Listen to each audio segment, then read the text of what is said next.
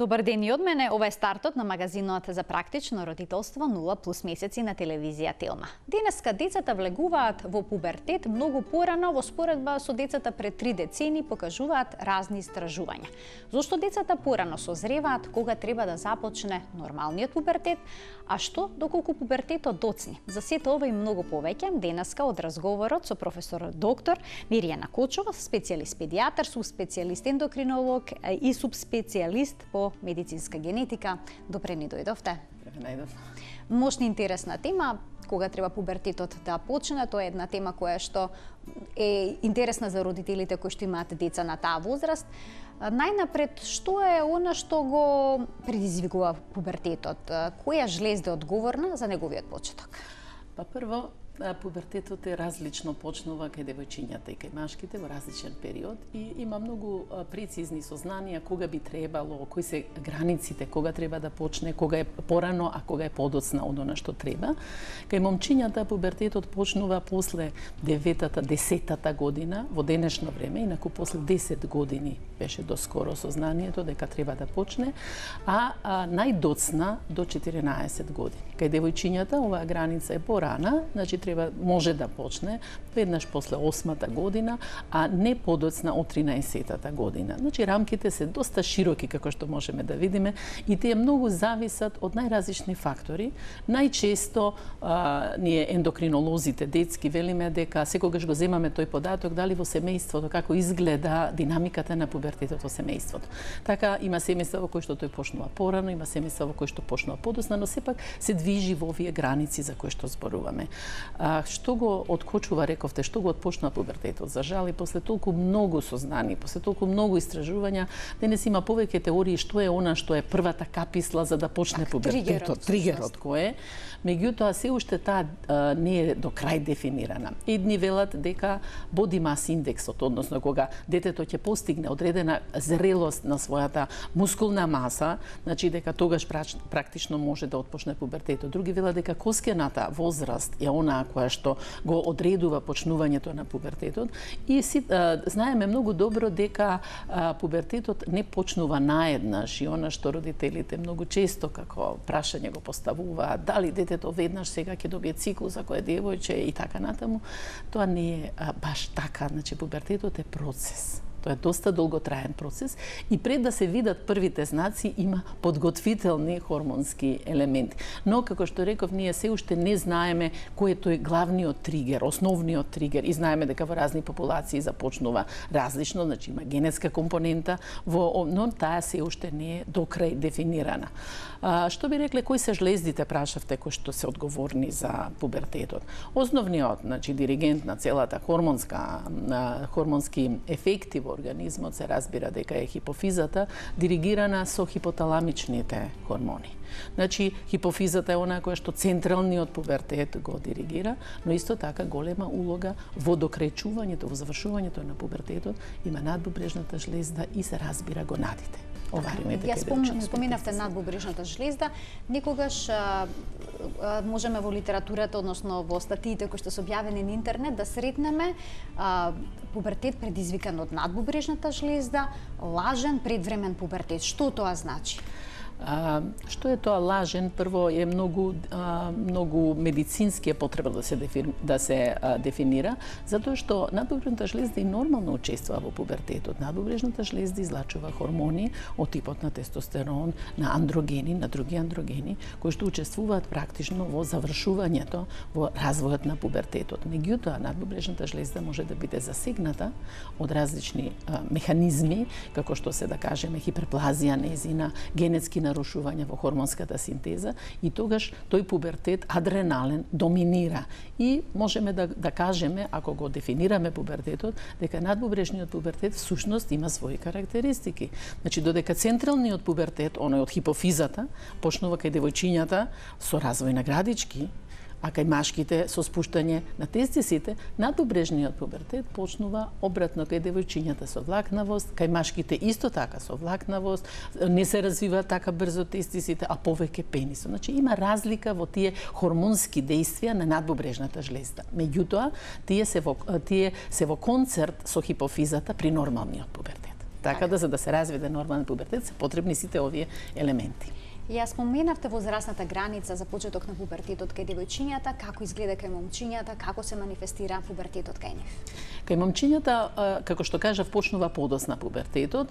Значи, кај нив започнува првите знаци за пубертетот се всушност почетно зголемување на тестисите и на генитали, значи на пенисот. Меѓутоа, првиот знак се зголемување на волуменот на тестисите.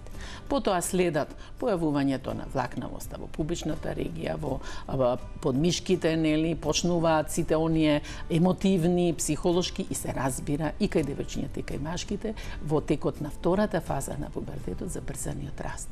Многу изразено, значи дете кое што до тогаш било сосема инфантилно, мало, ситно, наеднаш станува бргу расте, се зголемуваат стопалата, се зголемуваат дланките, нели, почнува, значи една диспропорција во растот која што многу им пречи во тој период, нели, али покажува дека се случуваат значајни хормонски промени.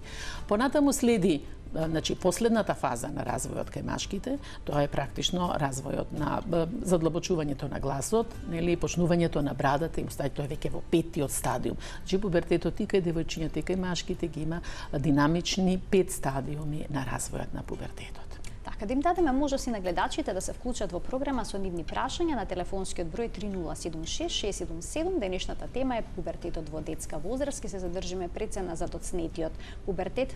Професор доктор Мирјана Кочова, субспецијалист, ендокринолог, детски ендокринолог и генетичар е денеска со нас во студиото и таа ќе даде одговор на многу начин, но се надевам и ваши прашања. Што е со промените психолошки кај децата во пубертетот? Многу родители се плашат од тој период, од аспект како децата ќе се соочат од психолошки аспект. И заплашење.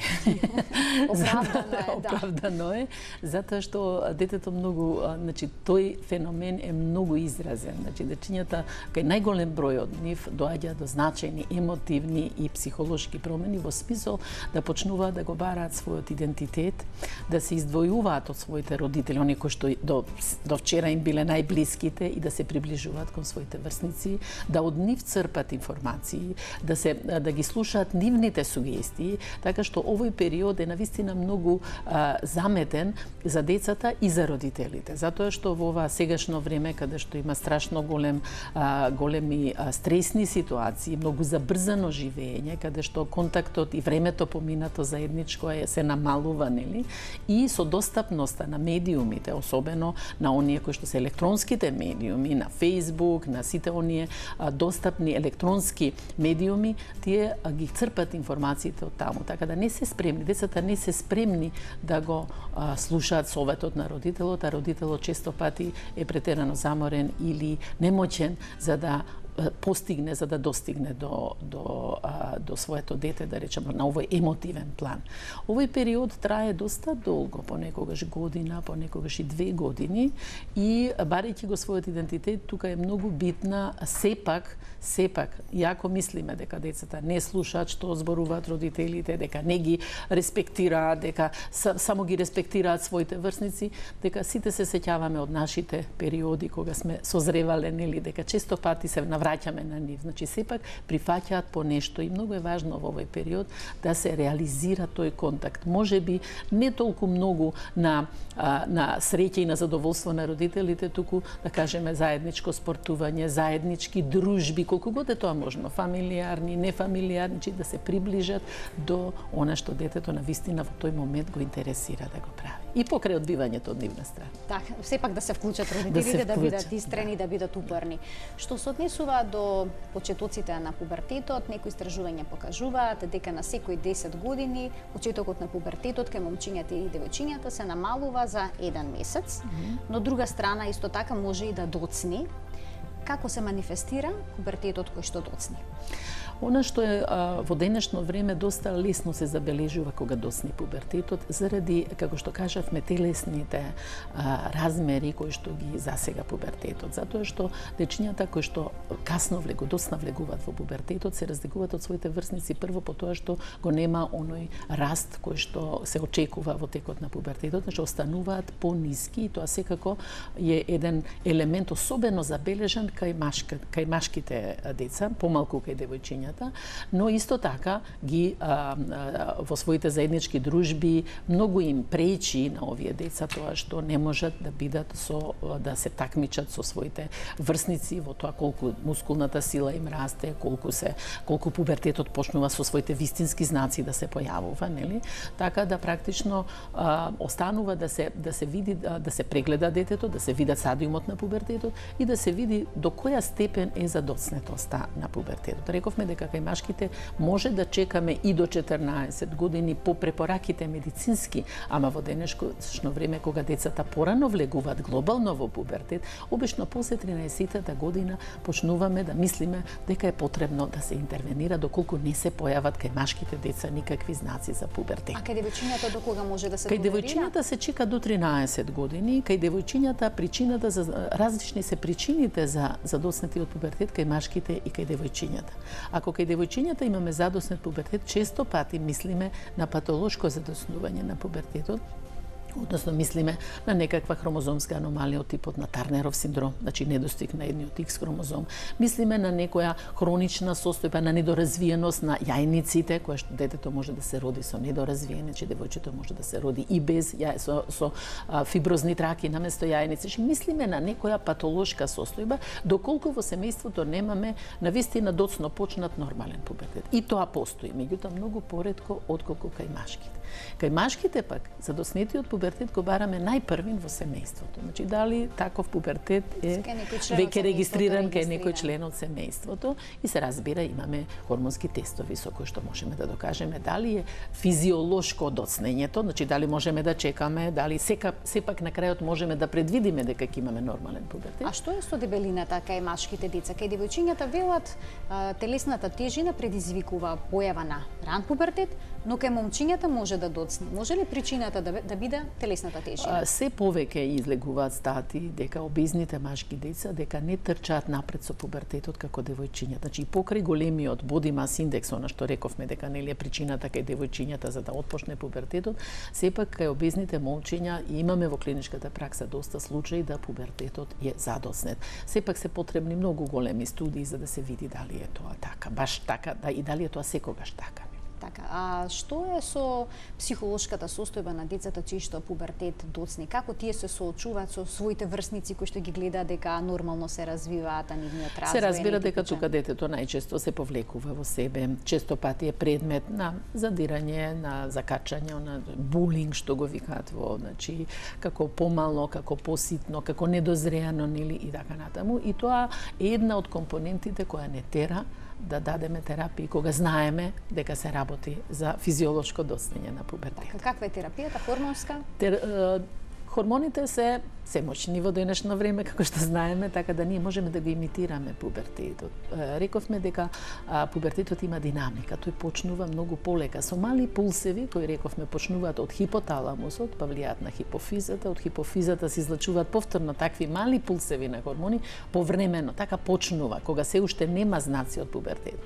За да после тоа, овие пулсеви стануваат се поизразени и поизразени. Ние тоа денес можеме да го имитираме, значи тие ги стимулираат жлездите кај машкото дете тестисот за да излачува мали дозички на тестостерон и ние денес практично можеме тој целиот циклус да го имитираме со помош на хормонска терапија, да го предизвикаме пубертетот порано, а да не наштетиме на растењето. Затоа што хормоните на пубертетот не само што го стимулираат, тие и го завршуваат растењето. Така.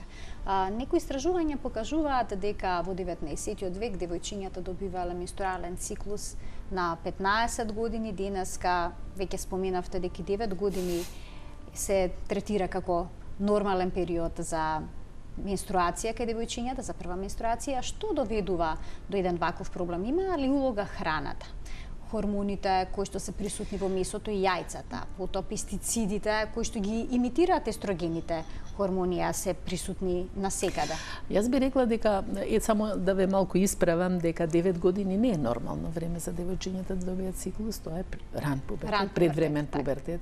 Значи секако, значи нормалната возраст за добивање на пубертет е после 11,5-12 години, се уште во денешно време, меѓутоа е многу порано, како што рековте, од она што било во средниот век. И ако ги споредиме, ако ја споредиме нутритивната состојба, ако ја споредиме емотивната зрелост, ако ги споредиме хормоналните наоди во тоа време, секако дека ќе најдеме разлика. Значи како што растот на популацијата се зголемува, како што животот се продолжува, така практично хормонските промени секако дека се диригирани и од една добра нутриција, од една добра емотивна, психолошка и да кажеме едно богатство на ресурси во средината каде што се живее. Така што ги немаме денес хроничните состојби, ги немаме оние туберкулози, инфекции и така натаму, затоа што многу добро знаеме дека кај девојчињата задоснетиот пубертет често пати се должи на анемиите, значи на хронични заболувања кои што денеска се на вистина во голем пад. Значи би рекле дека еден дел се должи сигурно на подобрата здравствена состојба на целото население, меѓутоа секако дека има влијание и ова побрзо соматско напредување, телесно напредување на децата од мали нозе па се до пубертет. Точно ли дека девојчињата треба да имаат 40 килограми за да добијат менструален циклус? Не може да се генерализира, меѓутоа точно рековме дека body mass индексот влијае, значи тежината влегува во формулата за body mass индексот и се разбира дека коскената зрелост е многу битна. Не може едно дете кое што има коскена возраст од 8 години, ако не е патолошка состојба, да добие циклус. Значи циклусот практично е поврзан и со коскеното созревање, и со растот, и со хормонските, значи вредностите на хормоните во организмот, затоа што во текот на пубертетот јајникот созрева и почнува и со својата функција. Некогаш кај 2 годишни деца може да се забележи жлезено ткиво на градичките, односно почеток на раст на градите. Дали е тоа всушност почеток на ран, односно предвремен пубертет? Најчесто не е, но може да биде. Значи, пубертетот може да почне било кога, ако било когаш во текот на животот, доколку хормоните го дозволат тоа. И тоа е она што ние го лекуваме како ендокринолози, нели, предвремениот пубертет. Меѓутоа, овој така наречен парцијален пубертет, односно појава само на градичките, особено во раната детска возраст, често пати се должи на некој хормонска претходна историја на родител, на мајката, која што може да трае и подолго време, да не знаеме како се третираат бременостите, дека често пати се третираат со хормонска терапија, знаеме дека стерилитетот станува се почест, нели, и се лекува хормонално. Меѓутоа, има исто така и една голема категорија за која што се смета дека некои надворешни фактори, кои што се викаат ендокрини дисраптери, практично може да влијаат на појавата на градичките многу рано, и то не само на 2 години, на 4, на 6 и така натаму. Некој од кога бебето ќе се роди, и откако ќе се роди, таа веќе ја сметаме за физиолошка, доколку не исчезне во текот на првите месеци, тогаш веќе почнуваме да мислиме дека се работи за некаква тој парцијален, да кажеме, пубертет, кој што исто така има своја еволуција. Често пати за среќа завршува спонтано со исчезнување, значи само ги следиме, нема некаква значајна терапија. Меѓутоа, доколку доминира на вистина јасно жлездено ткиво, тогаш практично имаме хормонски анализи со кои што докажуваме дали се работи за пубертет, предвремен пубертет, и тој предвремен пубертет ние го лекуваме хормонски. Така има разлика помеѓу ран и предвремен пубертет, сосема накратко ве да објасните која е суштинската разлика. Што е раниот пубертет? Раниот пубертет е оној кој се јавува непосредно пред кога очекуваме ние. Например, кај едно девојче, ако се јави некаде околу 7-та година, почнуваат првите знаци, меѓутоа немаме сите знаци на пубертетот, а имаме забрзано коскено зрење, појава на градички, велиме сепак е рано, 7 години е сепак рано за да се појави пубертетот.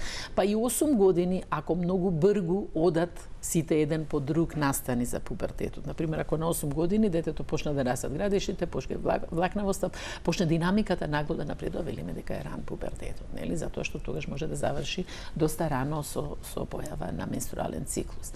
Меѓутоа, значи имаме и вистински, значи предвремен пубертет, кој што е хормонска категорија. Така. Имаме гледачна линија да го вклучиме во програма. Добар ден. Добар ден. Повелете. Поздрав до вас во студиото и до докторката. Благодарам. Имам јас баш една внукичка во пубертет сега. Така. Па баба загрижена, 11 години ќе прави во септември. Ама веќе пред еден месец доби мензис. Така. А и висока е, доста висока, 1,62 денеска ја носевме на систематски. 64 е тежина. Така. Па ме интересира дали е пред време циклусот дојден или во нормални работи, зашто бабата секогаш... Така, тука е полна со грижи. Ви благодарам за јавувањето. Да, е така, благодарам многу.